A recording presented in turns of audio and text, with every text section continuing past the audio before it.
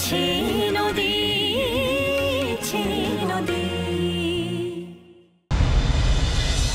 কারণ তা সত্যি নয়। ও, তা আপনি কি করে বুঝলেন এটা সত্যি নয়?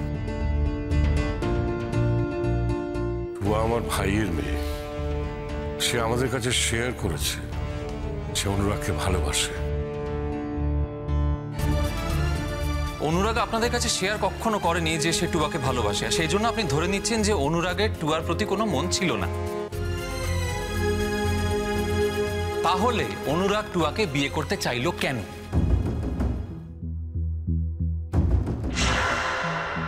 অনুরাগের মধ্যে একটা কৃতজ্ঞতা ছিল।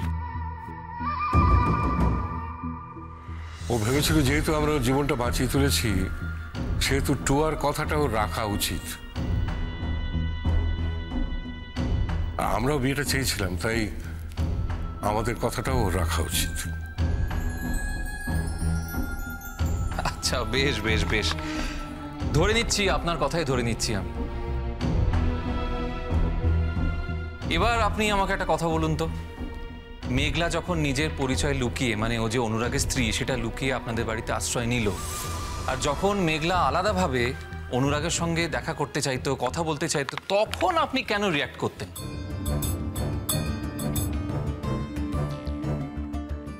তখন তো আমি জানতাম না যে ওরা বিবাহিত স্বামী স্ত্রী, ওই জন্যই রিয়াক্ট করতাম। কারণ আমার মনে হতো যে মেঘলার ওইভাবে অনুরাগের সঙ্গে আলাদা করে কথা বলাটা ঠিক হচ্ছে না। আর অনুরাগ যখন টুয়াকে একবার কমিট করেছে বিয়ে করবে বলে, তখন অনুরাগেরও ঠিক হচ্ছে না ওইভাবে মেঘলার সঙ্গে আলাদা করে কথা বলাটা। তো তখন আপনার একবারও মনে হয়নি যে ছেলেটা চরিত্রহীন?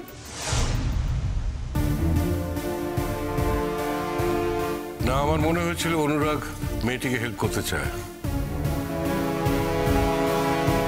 কারণ অনুরাগের মধ্যে একটা কাইন্ডনেস আছে। আমার মনে হচ্ছে যে ওই কাইন্ডনেস থেকে হয়তো ওকে হেল্প করতে চাইছিল। তাহলে আপনি বাধা দিতেন কেন? কারণ আমার মেয়ে অ্যাকসেপ্ট করতে পারেনি, তাই। অনুরাগের মধ্যে যে কাইন্ডনেসটা ছিল সেটা টুয়ার মধ্যে ছিল না। আর আমিও চাইছিলাম বাবা নির্ঝঞ্ঝাটে বিয়েটা হয়ে যাক, তাই ওদের দুজনের মধ্যে কোনো তৃতীয় ব্যক্তিকে আমি ঢুকতে দিতে চাইনি। তাহলে আপনি কখন বুঝতে পারলেন যে মেঘলা আর অনুরাগ দুজনে স্বামী স্ত্রী? যখন বিয়ের দিন ওর স্মৃতি ফিরে এলো, তখন বুঝেছিলাম। যদি তাই হয়, ও